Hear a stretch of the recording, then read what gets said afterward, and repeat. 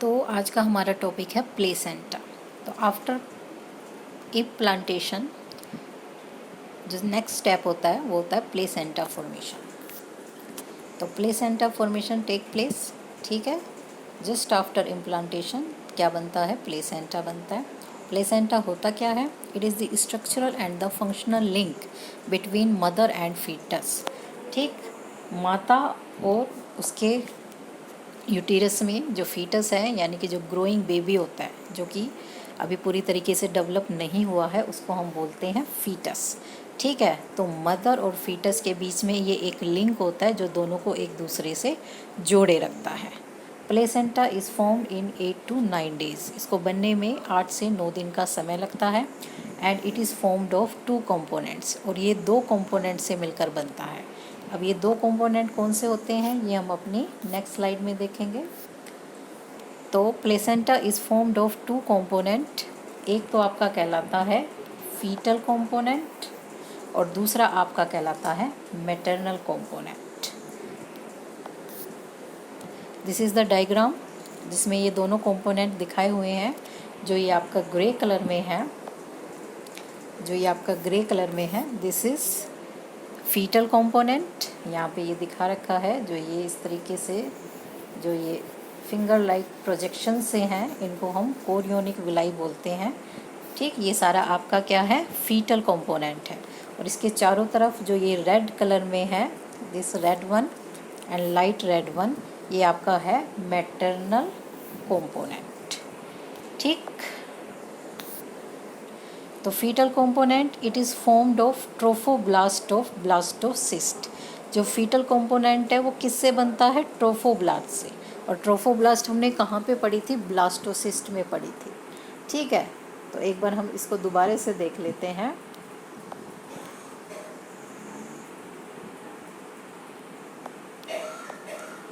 तो इस तरीके से आपकी जो जाइगोट है, पहले वो 2 सेल, 2 सेल से 4 सेल, 4 सेल से मोरूला, और नेक्स्ट स्टेज होती थी उसकी ब्लास्टोसिस्ट।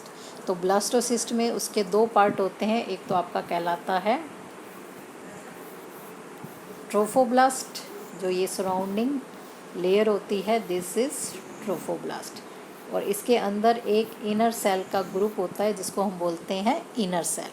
तो ये जो ट्रोफोब्लास्ट होती है, ये अपनी नेक्स्ट स्टेज में कुछ इस तरीके से फिंगर लाइक प्रोजेक्शंस बनाती है। ये जो फिंगर लाइक प्रोजेक्शंस हैं, ये आपके कहलाते हैं कोरियोनिक विलाई। फिर इसी के चारों तरफ जो यूटीरस टिश्यू होता है माता का, वो इसको चारों तरफ से इस तरीके से घेर लेता है। ठीक है, और ये दोनों मिलकर एक हो जाते हैं, कंबाइंड हो जाते हैं। और इन दोनों के, यानी कि ये आपका फीटल टिश्यू और ये आपका मैटरनल टिश्यू, इन दोनों के कंबाइन होने से आपका क्या बनता है? प्लेसेंटा। क्या बनता है आपका? प्लेसेंटा।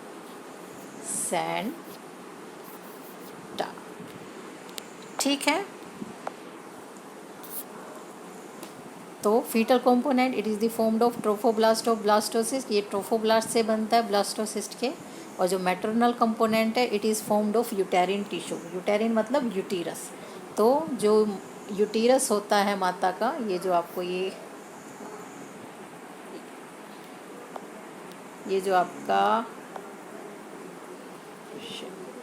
हाँ जी, तो जो ये आपका रेड में ये आपका जो पार्ट है, ये आपका यूटेरिन टिश्यू है। और जो ये ग्रे कलर में है फिंगर लाइक प्रोजेक्शन, जिनको हम कोरियोनिक विलाई बोलते हैं, ये आपका फीटल कंपोनेंट है। और इन दोनों के कंबाइन होने से बनता है आपका प्लेसेंटा।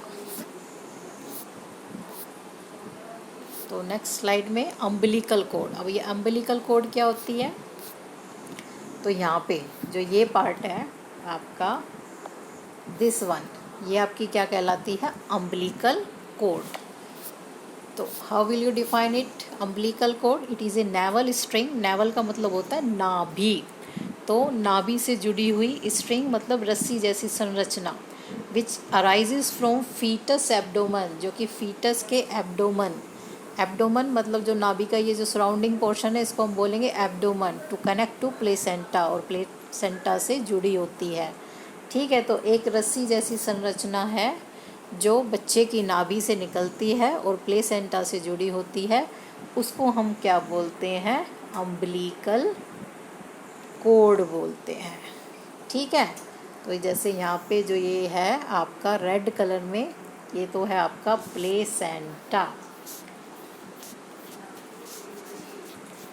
और जो ये इससे जुड़ी हुई है जो ये संरचना है ये है आपकी अम्बिलिकल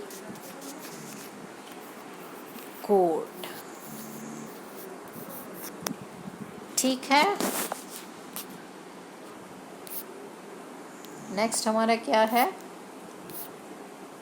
ये another, this is the another diagram. इसमें भी हमने यही सेम चीज़ दिखाई हुई है। जो ये आपकी ये वाली स्ट्रक्चर है ये तो है आपकी अम्बिलिकल कोड। ये आपका जो वाइट कलर का है ये आपका फीटस है। ठीक है, जो अभी पूरी तरीके से ग्रो नहीं हुआ है।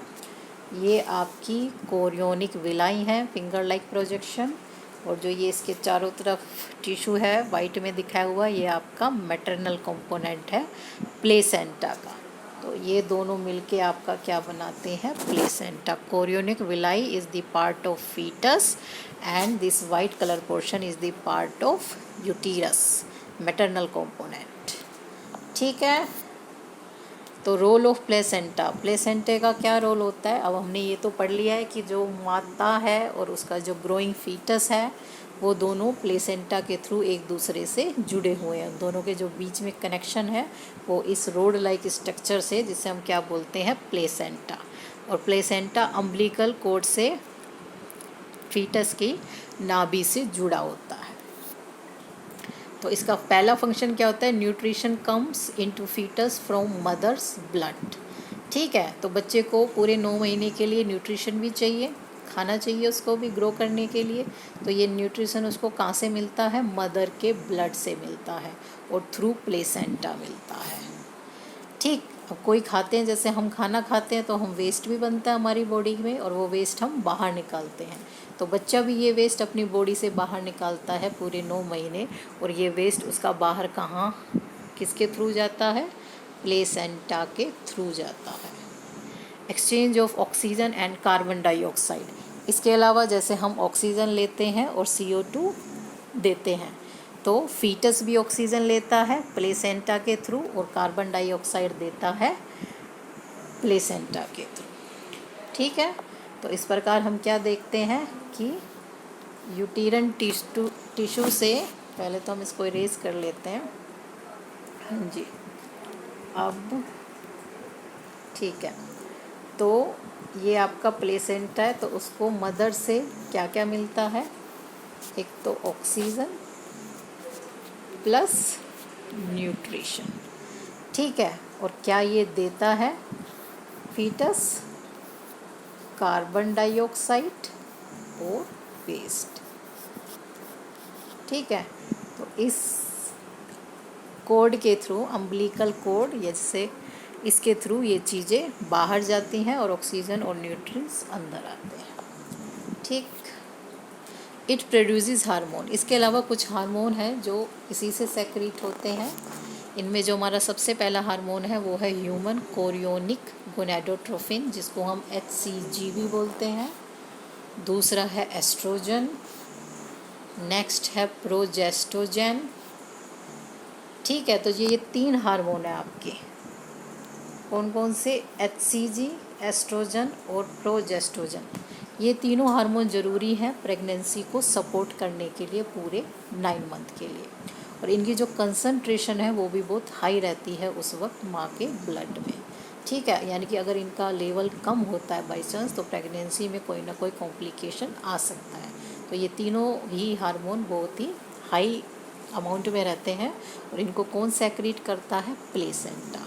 जो ये आपका लास्ट वाला हार्मोन है, इसकी स्पेलिंग थोड़ी यहाँ पे गलत हो गई है। It is relaxin, not relaxing. Spelling है रिलैक्सिन, XIN। ठीक है। और इसको प्लेसेंटा नहीं, इसको ओवरी निकालती है, बिल्कुल लास्ट फेज़ में जाके निकालती है। जब प्रेगनेंसी पूरी 9 मंथ की कंप्लीट हो जाती है उस वक्त ये हार्मोन सेक्रीट होता है। ठीक है, तो आज का हमारा टॉपिक यहीं पे ख़त्म होता है। नेक्स्ट में हम टॉपिक लेंगे पार्चुरेशन।